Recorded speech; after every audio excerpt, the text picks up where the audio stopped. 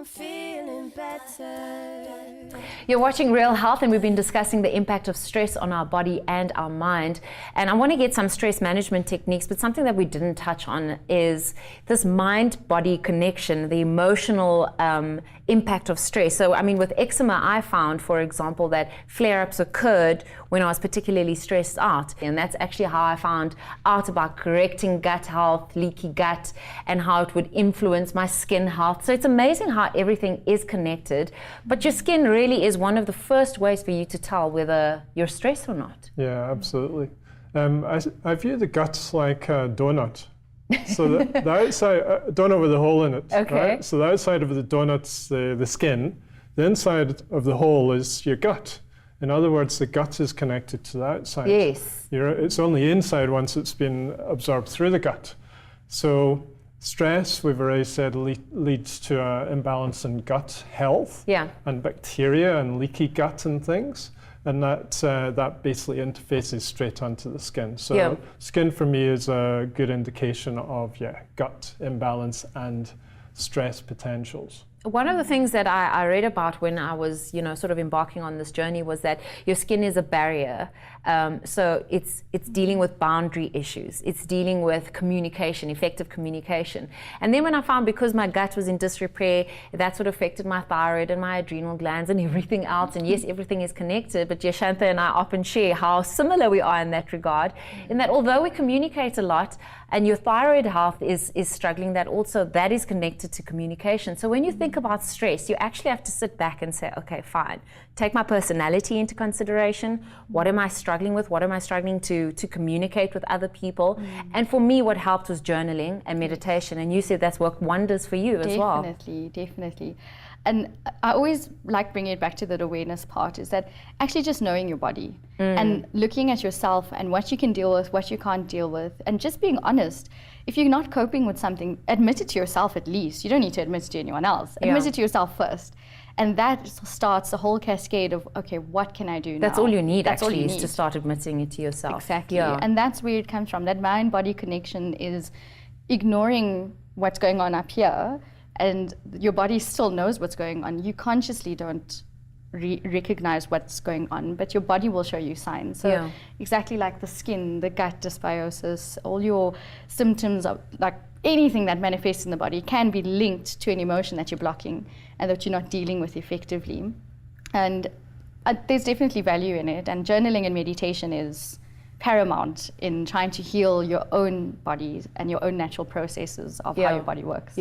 There's so many symptoms that can be linked to stress. I mean, everything that we mention, stress could be a contributing factor to that. So how do you deal with advising your patients from babas all the way to teenagers and young adults to the elderly in terms of coping with stress? Because especially in this day and age, teenagers and youngsters are dealing, as you mentioned before, with a lot of stress. What type of coping mechanisms and strategies are you suggesting? Stacey, I think it's important for each person to look at what's best for them, but I think it's very important for people to look at what can work for them. So whether it's going for a regular massage, whether it's for the father figure to have an outlet to do regular exercise, whether it's important for the mother to have some time out from the children, that she's not the only role model that's always there for bath time, etc., etc. But especially also for the children, to have that support. So I think it's very important for each member of the family to find what works for them. But things like just relaxation time and walking barefoot, spending time outdoors, fresh air, maybe self-nurturing techniques of meditation or relaxation techniques, or going for therapy, going for a massage, going even for moms and babes. When you go to the moms and babes groups, you're talking to other moms that are dealing with the same sort of issues, and you start to realize you're not so isolated, that you realize that there's also a support network and they've also experienced similar things, or late nights, or just having someone to talk to. Talking robs the stress of its power, or the power that you've given it. What type of foods should we be avoiding in times of stress? The big aspects are gut health. So we've already talked a lot about that and how that feeds back to the brain, increases stress. So It's an individual thing, but the big players, I do quite a lot of food sensitivity testing, which is like a delayed allergy kind of situation. Gluten, but primarily wheat, corn, dairy. Some nuts can be a problem. Okay. Like what type eggs. of? Almonds come up quite a lot. Really? Yeah, and then the others are sort of quite variable Okay. depending on the person. And those will all trigger a stress response through the immune system if we're kind of allergic or sensitive to them. So we need to be reducing them down and putting in substitutions. So, okay, so if wheat's a big problem for you, maybe change to rye bread. If yeast is a problem, bring in sourdough rye bread. If dairy's a problem, well, okay, either get out of your diet or you can try the fermented products. Not like a commercial yogurt out of the supermarket, but a proper yogurt without milk solids added in, or a kefir or kefir, however you pronounce it, and get those into your smoothies. They're the kind of avoid foods into substitutions, but there's a lot of good foods that you can add in Because as well. you're obviously trying to bring down that inflammation and calm that inflammation. What would you recommend, Yashanta? Well, the first thing you want to reach for when you're stressed, I call the 3 C's. Caffeine, chocolate, chilies. I don't know if it's just me, but but those are your stimulant foods. Okay. So when your body feels depleted, it needs something that's going to pick it up. And because we're designed to eat, our whole body is designed to eat and absorb, the first thing we reach out for is food. So we'll tend to go for those stimulants. And caffeine, sugar, chocolate, chilies, all of those stuff kind of keep us a bit on the high. It's, you know that old saying, oh, when I wake up in the morning, I'm not truly awake until I have my coffee. Yes, It's because you're so energy depleted that you need a stimulant. So over time, it's trying to reduce those. Because if you tell someone, please cut it out of your diet, the chance of them listening to you is zip. So reduction over time. So if you're having 6 cups of coffee, try reduce it to maybe 4 cups of coffee a day, and then next week aim for 3, and so on. Because you don't want to create this deprivation mindset, and at the same time you're trying to find a way physically to cope with the stress.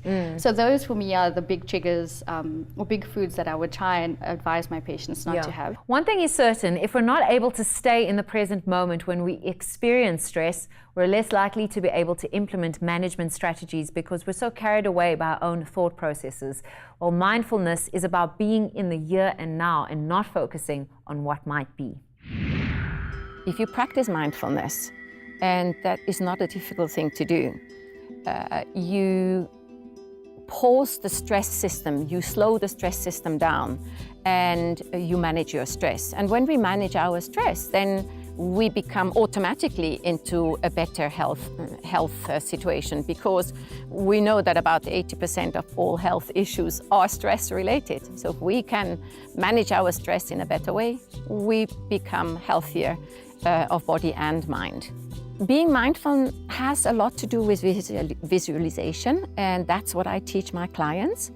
So when you think of something, you're visualizing something, and if you're visualizing and thinking and feeling, when you go into that visualization, you're feeling that visualization, then you're going into your limbic system. So if we can distract the mind from, say, negative thoughts and stress into a positive picture and feel the feelings of that positive picture, and with NLP we will anchor it, say on the hand or on the elbow or whatever, what the moment demands, then you bringing the person over and over again into that state of mind. And when I can change and distract from a stressful thought, and I take myself and bring myself into a positive thought, a good thought, then I can relax.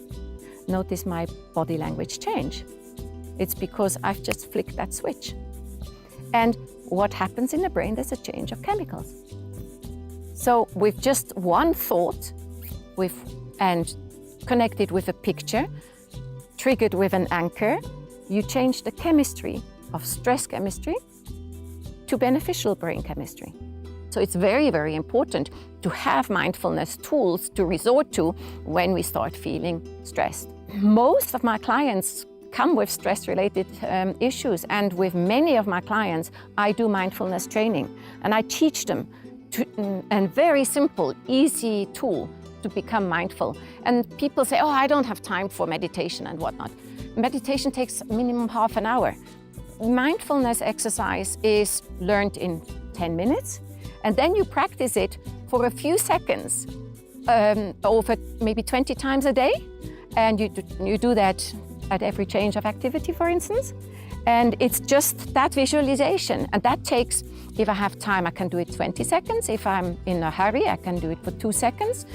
If a taxi jumps in front of me, I am now using it even in that moment to just remain zen, so that my stress hormones do not get the better of me. When we come back, we get some final stress-busting thoughts from our guests. I'm feeling better.